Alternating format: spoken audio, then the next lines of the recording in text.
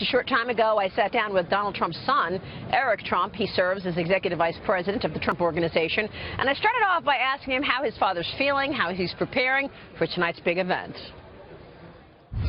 Well, first of all, it's kind of hard to believe that it's been 18 months since we started this process, and here we are in the last, 20 days. But listen, he's doing great. I spent an hour with him today, and he's fun. We were laughing, and, he's incredibly relaxed, and he spent a lot of time preparing. I mean, this is obviously, this is the final moment, and I think he's going to knock it out of the park tonight. I mean, I really think he's going to knock it out of the park. He had invited President Obama's half-brother and also Mrs. Pat Smith. Yeah. Tell me what was behind these decisions to have these people present at the debate tonight. Well, listen, if you look at Pat Smith, just as an example, I mean, Hillary went to the family of the dead, Benghazi victims while the coffins were literally on the tarmac. There were American flags, draped over them.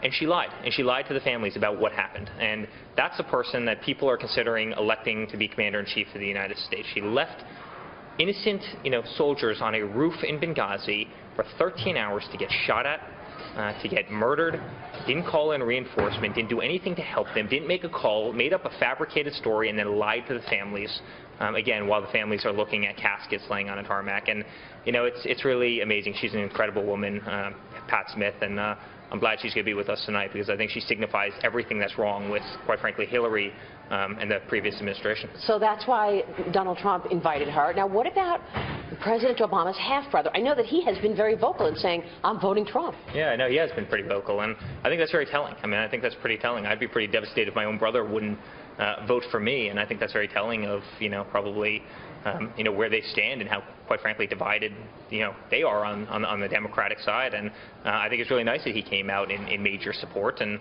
I think he, too, realizes that another term of Obama would be a disaster for this country. Are there any other surprise guests that we should know about tonight? Yeah, no more surprise guests. I think that's I think that's it. But it's going to be an amazing night. It's going to be an amazing night, and he's going to prosecute her, right? I mean, her foreign policy for this country has been absolutely disastrous. It's cost this nation $6 trillion. It's cost this nation thousands of lives. She failed to bring a single job to New York as a senator. And, I talk about this all the time, but she promised to bring 200,000 jobs to upstate New York. 200,000. When she left the Senate, not a single extra job had come into New York State or upstate New York. In fact, 8,000 additional jobs had left upstate New York. And she's going around promising everybody that she's going to bring 10 million jobs to the United States.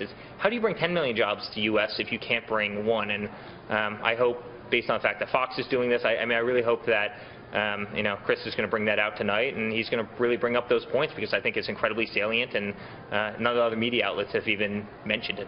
She's going to come at him hard with these allegations from women about, women saying that he touched them, tried to kiss them. Is he ready for that? What is he going to say to all of that? Listen, Hillary's track record with women has been disastrous. Absolutely disastrous. If you look at the Clinton Foundation pays the average female executive $80,000 less than the average male executive. Think about it. So she goes out on one side and she's talking about, how we should have equal pay for equal jobs, and we, by the way, 100% agree you should, but then she doesn't practice it in her own private life. And by the way, that's not surprising. You saw the WikiLeaks emails that came out, and she said you have to have a public position, you have to have a private position, and that's the problem with politics in this country, right? I mean, that's the problem. It's these sound bites. It's people never do what they say, right? I mean, Hillary comes out and says that she's for borders, and then she talks to a bank from Brazil, and she's saying that her dream is a United States that didn't have any borders and open immigration among all of North America, and you're sitting there saying, you've got to be kidding me. You've got to be kidding me. You don't have a position in private and then one in public. You have a position.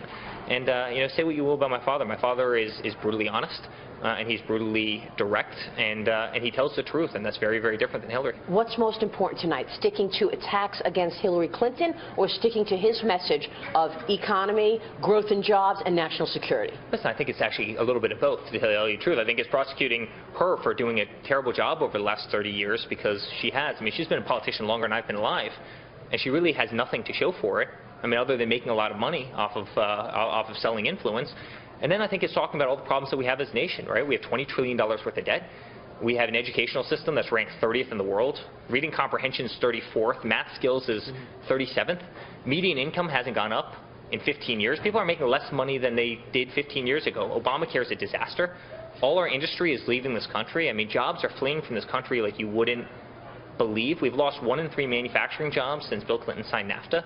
I mean, we've got real problems. We've lost respect around the world. I mean, we give Iran, $150 billion in a stupid deal.